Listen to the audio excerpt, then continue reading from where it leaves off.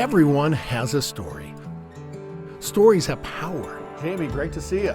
They help us understand each other. This is Jessop's Journal. Jamie, it's time to sign in the journal.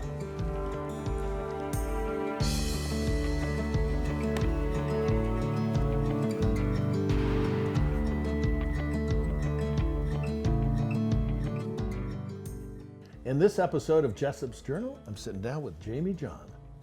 So, good to have you here. Hello. It's good to see you. The last time we met, we were visiting at your shop down in Nephi, I think it is. What's the name of your shop again? Remember Your Memories. Okay, Remember Your Memories. That's a good one. So let's talk about memories. Let's do. So to you, what is a memory? Oh, anything that relieves the past, that a happy memory, I would say. I mean, you have your sad memories, but anything with ancestry or, you know, family. Family is huge. So, but yeah, good memories are the best ones. Yeah. Well, the nice thing is, the other ones that you get to filter your memories. That's right. That's so true. So That is one true. of the things that I kind of get into is the fact that there are certain things passed down, certain things that have a patina and a story behind them. Yes, So you brought something that just so happens to be around your neck. I did. Tell me about it. This is, well, it is my necklace now, but it was my my grandma Painter's. My mom passed it down to me on my birthday last year, and it has a picture of my grandma and my mom, so it's always close to my heart. And this necklace was given to my grandma by my grandpa in World War II, and so she actually wore it in her wedding photos. Really? So I have so it's fun. They had a picture of my grandma wearing it and with the necklace when they gave it to me, and I cried like a baby. I bet, I get it. Yes. My grandfather, I was very, very close to him. So tell me about your grandma. Oh man, she was amazing. She was one of my best friends growing up. I feel like we were identical. She was amazing. She was a caregiver. She loved her family more than anything in the world. She supported my grandpa in everything that he did, and she was just incredible. So as a grandfather myself, you know, you just do things and you're just doing what you do. But, you know, there are certain memories I have of my grandfather that he did this or this or this. He probably wouldn't even remember. I mean, you know, he's long gone. But is there something that you remember that you and your grandmother did that it's just like sticks out? Oh man, yes. Every Sunday we would go to my grandma's house after church, Okay. and she would cook an amazing meal every Sunday. That was what we did, and she would always let me be the one to help her. Wow, Yes. la-di-da. Yes. Oh, I would help her prepare some of the things. I've learned now finally some of her recipes, and I tell you, they're not the same. They never will be. Nothing as good as grandma's home cooking. My mom, she matches some of them pretty dang good as well. And she has carried on that tradition as well. So on Sundays, we go to my mom's house, and my brothers and sisters, we all get together and have a Sunday dinner. But that was a huge thing with my grandma, is family, like I said. Yeah. We would always watch The Price is Right together. When I was homesick, or I'd get to go to my grandma's house, and I remember always watching that with her. That was our thing. Jeopardy, she was always so funny because she would yell out the things. But the one thing that she loved the most, Yes. though, What's that? Utah Jazz. Well, yeah. She did. She loved her jazz, and I'll never forget when Stockton made that three-point shot. I remember her screaming, and that was the first time I think I've ever heard my grandma scream. So it was pretty amazing. She was just, would sit in her chair and she'd tell us stories of, you know, the past. She'd pull out her old scrapbooks and we'd show, and she was a huge journaler. She journaled a lot. Yeah. So Well, my friends from Restico would be really glad to hear Yes. that. So, you know, you talked about scrapbooks and everything. So you apparently have some. Yes. And you brought some here. I did. So there's this one lady that has an unusual name. Yes. What's her name and how are you related? My great grandma, Ora Price. Well, Ora Price Sperry. Okay. So she was a Price, and then she married my great grandpa Sperry, and she was amazing, so beautiful, and the things that she did, she kept everything as well as my grandma. And it's so fun looking back now at all of the pictures that she has. There's a picture of her, and it is 120 years old. Wow. It was taken in the 1900s, Wow. on October 31st, 1900. So did you ever meet her before she passed? I didn't. Yeah. No, I wasn't lucky enough. But so what does it mean though to have that picture, that heirloom? It's incredible to see. Well, obviously, to see how photography has come. I mean, the things that they can do now with photography compared to what they did, obviously, 120 years ago. But just seeing the beauty of something that was so simple.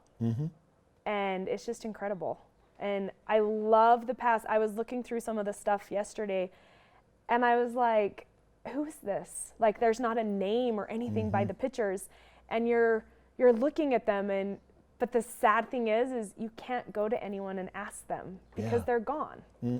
And so all you have are those photos and the memories that you can just see in their eyes of the photography. Well, I agree because, you know, I came from a family that had a very long oral tradition, you know, of stories being passed down. And my personal opinion is if those stories don't get shared to the next generation, it's almost as if those people didn't exist. Exactly. So, you know, here's a picture of somebody. It's like, I don't know where, but then the funny thing is to see pictures that are old with landmarks. Yes. So, you know, okay, I know where that picture was taken. Exactly. Yeah. And it's so crazy because like you can go through and see these photos and you can see the story just in the photography, just in that photo. And like I said, when I was going through them yesterday, there's things of even like my mom I didn't know about. I was going through, they kept a lot of news clippings, and there's a picture of my mom, and I didn't know, she was prom queen. I had no idea she was the prom queen. Mom was holding out on you? I guess so. Wow. I'm like, oh. And so I actually said that to her yesterday. I was like, Mom, you never told me you were the prom queen. And she's like, what are you talking about? And like, I saw this article, and it's just, it's incredible the things that you can see in, you know, just simple news clippings or the photos or different things like that you don't have. Right. And if you don't have those, you're never going to know those memories or know your ancestors or know your family. And so it's kind of a dying tradition, and it's kind of sad. Well, let's try to keep it going. Okay? I know. Let's do. So you've got this locket here that was your grandmother's. Yes, my grandmother's. So yes. I guess, you know, in that same vein, how do you pick? Because I've always wondered this. It's like, okay, you know, how do things start as an heirloom? Because if it was your mother's and your grandmother's and it's passed down, that's easy. Yes. I get it. But it's kind of like, okay, I guess I'm going to pass down this journal, and so I better take care of it. Well, it's just, you know, how in the world would you, I mean, is there something that you have that you are thinking, you know, this would be a good thing to pass on to my grandkids or my great-kids or whatever? So it's hard now. Obviously, I'm going to pass this locket down to my daughter, and I have two. And so it's kind of funny, and that's why I've always noticed kind of about things that get passed down. It usually gets passed down to the firstborn. Right? If it's the firstborn son, you know, they would get the nice gun or the nice hat, and if it's the daughter, they usually would get, you know, the china or a necklace or things like that.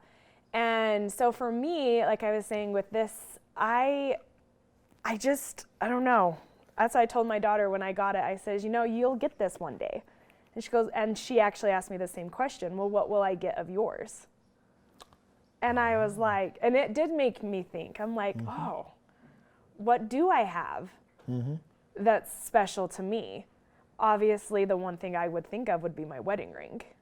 Good point. And that's the one thing that I wear every day that is special to me. So that would probably be the one thing that would get passed down for sure, would be my wedding ring. Yeah, because basically, I'm kind of working on a little project, and it's talking about those things. It's treasures remembered. Yeah. And so it's interesting to see what people are going to define on that. Now, you talked about, and I think this is interesting because I think pretty much everybody that I know, for whatever reason, memories seem to be tied to meals and food.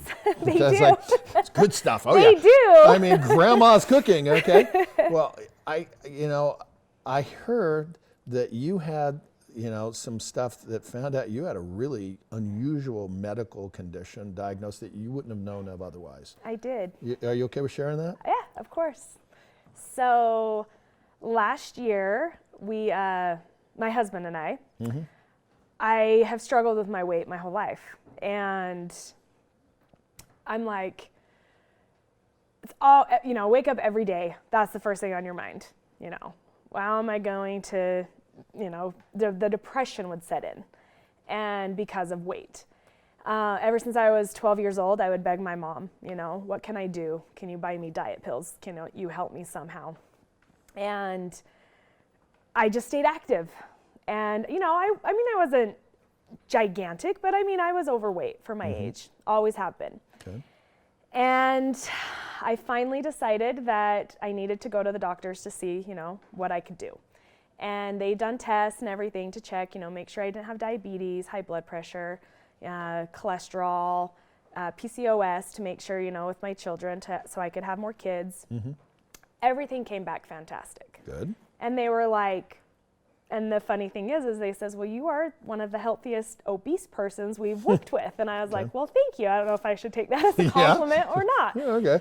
And so finally we sat down and they asked me if, how I was about weight loss surgery. And I was like, if that's something that I need to do, then, I'd love to look into it. And I had done the research for over 3 years, but it was something financially that I couldn't do because my insurance, wouldn't cover it because I was healthy. Yeah. And so finally, when I sat down with my doctor, he just said, we have a doctor here who can do it for you.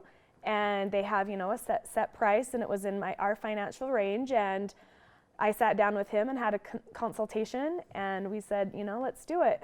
And we get in, and the surgery went fantastic. And he came out and talked to my husband, and he told him, he said, it's amazing your wife isn't more overweight, more than she is, because her stomach was 4 times the size of a normal stomach. Whoa.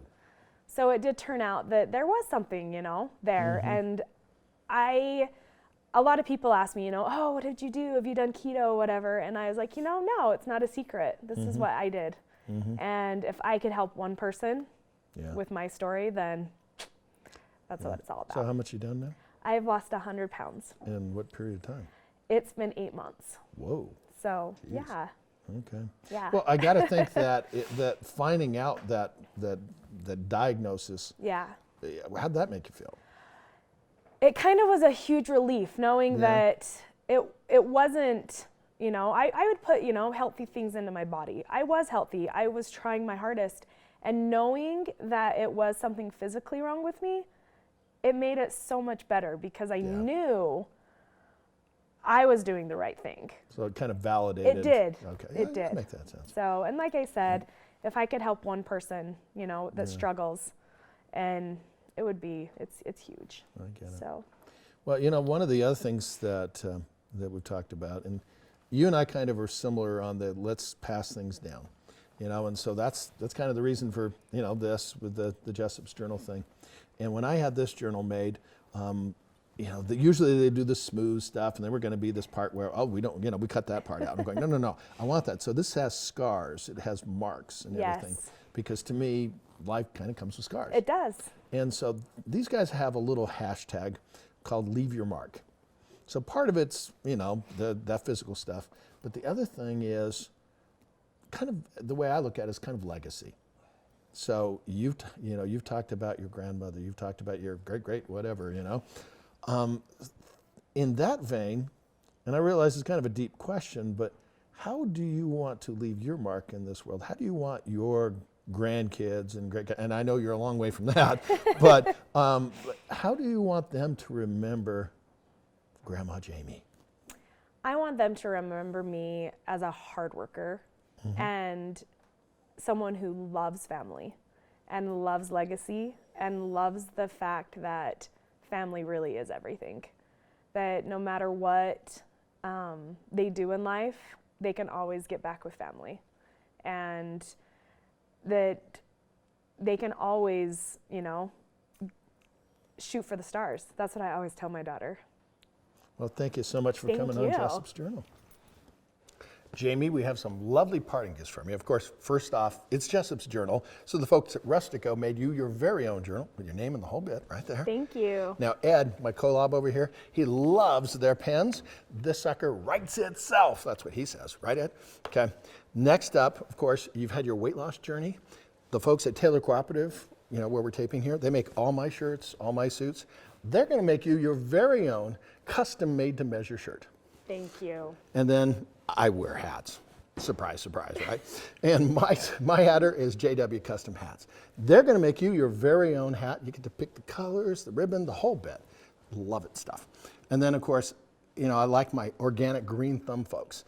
They make not only a great fertilizer, they're called liquid dirt, but they also make these neat string planters. And of course, we have the adult beverages from Ogden's Own Distillery. Jamie, the thing I want people to remember is that stories have power. They help us understand each other. With another entry into Jessop's Journal and Jamie John, I'm Doug Jessop, ABC4 News.